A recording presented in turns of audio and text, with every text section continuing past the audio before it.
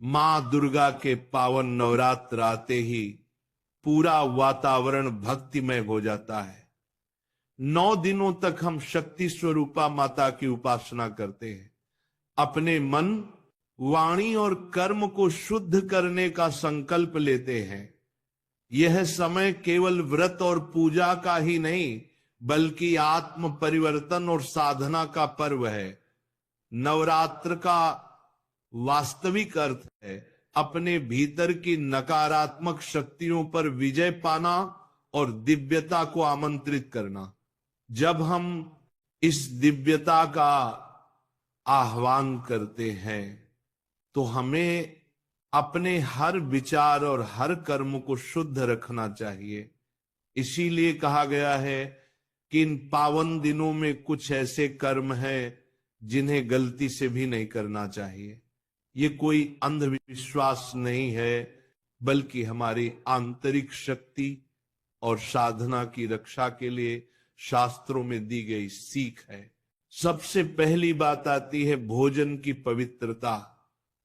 नवरात्र के दौरान शरीर ही नहीं, मन को भी शुद्ध करना होता है। सात्विक आहार का पालन करें। मांसाहार, शराब, नशा, लहसुन, प्याज जैसे तामसिक पदार्थ न केवल शरीर को भारी बनाते हैं बल्कि साधना में विकार लाते हैं। कई लोग कहते हैं कि बस पूजा कर ली, लेकिन खाने पीने में कोई परहेज नहीं। याद रखिए, जो आप ग्रहण करते हैं वही आपके विचारों को आकार देता है। अशुद्ध भोजन से मन अशांत होता है और अशांत मन माता की कृपा को ग्रहण नहीं कर सकता। दूसरी महत्वपूर्ण बात वाणी की पवित्रता है। 9 दिनों की साधना में कठोर शब्द, गाली गलौज, झगड़ा, आलोचना, ये सब त्याग दें। शब्दों में अपार शक्ति होती है। नवरात्र के समय मां दुर्गा का आह्वान करने वाले हर शब्द में ऊर्जा होती है।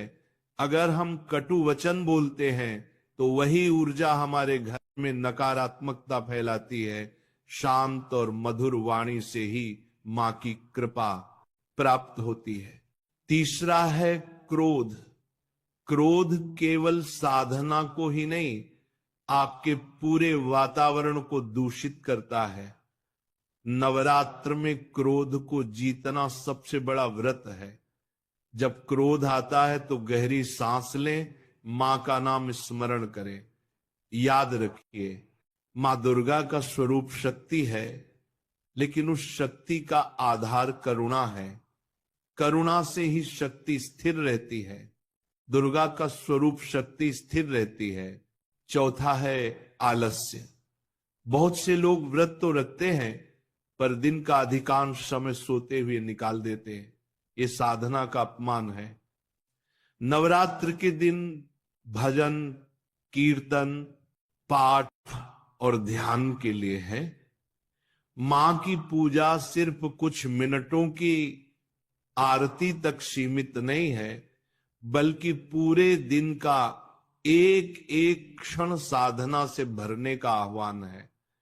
आलस्य न केवल अवसर छीन लेता है, बल्कि यह आपकी ऊर्जा को भी नष्ट करता है। पांचवा है नकारात्मक सोच। यह समय है मन को उज्जवल रखने का। दूसरों के प्रति ईर्ष्या, कटु आलोचना, संदेह, चिंता, ये सब साधना में बाधक है। नवरात्र के 9 दिन आत्मचिंतन और सकारात्मक ऊर्जा से भरने के लिए है। जब भी मन में कोई नकारात्मक विचार आए तो तुरंत मां के नाम का स्मरण करें, जय माता दी का जप करें। इससे न केवल विचार शुद्ध होंगे बल्कि वातावरण भी दिव्य बनेगा। छठी बात है दिखावा नवरात्र की पूजा का। असली फल भीतर की भक्ति और सच्चाई से आता है, न कि भव्य सजावट या बड़े आयोजनों से।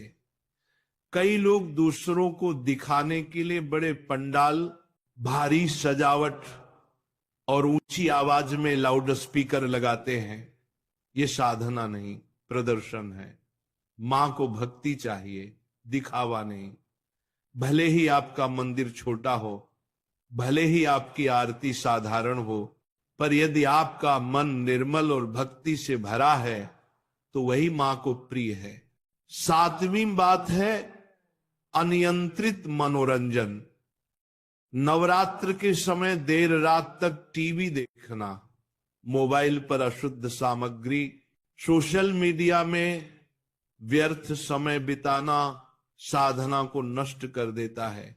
इन दिनों में जितना हो सके मोबाइल और डिजिटल दुनिया से दूरी बनाएं। मां के नाम का जप करें, भजन सुने, शास्त्र पढ़ें, परिवार के साथ भक्ति भाव में समय बिताएं। 8वां है स्वच्छता की अनदेखी। मां दुर्गा का आह्वान स्वच्छ मन और स्वच्छ वातावरण से होता है। घर की साफ सफाई केवल बाहरी नहीं, आंतरिक भी होनी चाहिए। जहां माता का आह्वान हो रहा हो वहां गंदगी, धूल, अव्यवस्था नहीं होनी चाहिए। स्वच्छता में ही देवत्व का वास है। 9वां है दान पुण्य की उपेक्षा। नवरात्र सिर्फ अपने लिए साधना का समय नहीं है, बल्कि दूसरों की सेवा और सहायता का अवसर भी है। अन्नदान, वस्त्रदान, गौ सेवा, जरूरतमंदों की मदद, ये सब मां की सच्ची पूजा है। केवल पूजा पाठ करने से नहीं, बल्कि दूसरों के जीवन में प्रकाश भरने से नवरात्र का असली फल मिलता है। 10वां है गुरु या माता पिता का अपमान।